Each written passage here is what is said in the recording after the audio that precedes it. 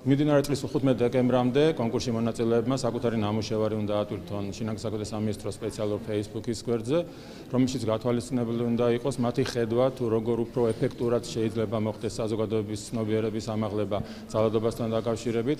აღსანიშნავია ის გარემოება, რომ სწორი იმპულსები უნდა იყოს მიტანილი არა მხოლოდ ძალადობის პრობლემამდე, აგრეთვე მოძალადეებამდე, რა თქმა მათ იცოდნენ, რომ მათ მიერ განხორციელებული მართლწინააღმდეგო მოქმედებები არ დარჩება პასუხისმგებლობის გარეშე. შინაგან საქმეთა სამინისტროს პროექტი, რომლის მიხედვითაც მე ვიტყვი მედიის მიმართულებით, ძალიან საინტერესო კონკურსი გამოცხადდა, საუკეთესო სიუჟეტი, გადაცემა, რადიო გადაცემა, სტატია და ასე შემდეგ. გამარჯვებული 15 დეკემბრამდე უნდა გამოვლინდეს, ეს ეძღვნება ძალადობის საწინააღმდეგო აქციას.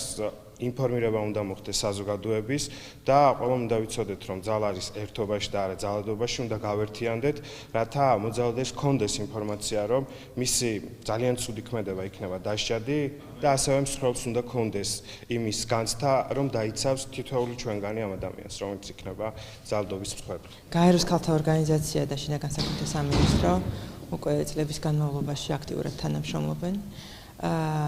ქალთა მიმართ ძალადობის პრობლემის დასაძლევად. მე მოხარული ვარ, რომ ეს ფართომასშტაბიანი კამპანია წამოიწყო სამინისტრომ. გაეროს ქალთა ორგანიზაცია, რა თქმა უნდა, აქტიურად იქნება ჩართული და ითანამშრომლებს ამ კუთხით, იმიტომ რომ თვითონ გაეროს ქალთა ორგანიზაცია უკვე 4 წელია ქალთა მიმართ ძალადობის წინააღმდეგ ძალიან აქტიურ კამპანიას ატარებს მთელი საქართველოს მასშტაბით. მედიის როლს რაც შეეხება, ძალიან მნიშვნელოვანია მედიის როლი.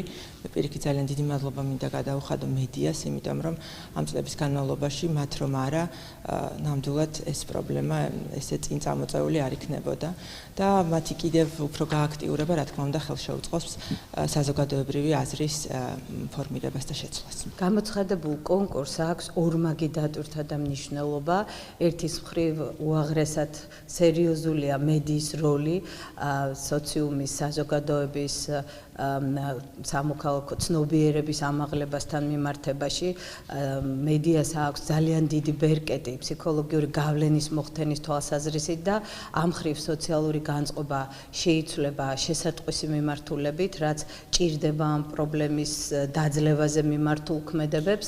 მეორე მხრივ ის, რომ სამოქალაქო საზოგადოება ჩაერთვება და არის მათი მოტივაციის ზრდის განმაპირობებელი გზავნილი აი ამ დღევანდელ კონკურსში, ორივე ეს მიმართულება, ჩემი აზრით, ძალიან მნიშვნელოვან როლს შეასრულებს სწორედ ოჯახური ძალადობის დაძლევის ამ უსერიოზულესი პრობლემის გადაწყვეტის საქმეში. ძალიან დიდი იმედი მაქვს, რომ მედიის ჩართულობა ამ აქციაში ხელშეუწყობს ჩვენი საზოგადოების თითოეული წევრის პასუხისმგებლობის გაზრდას ოჯახში ძალადობის პრობლემების წინაშე.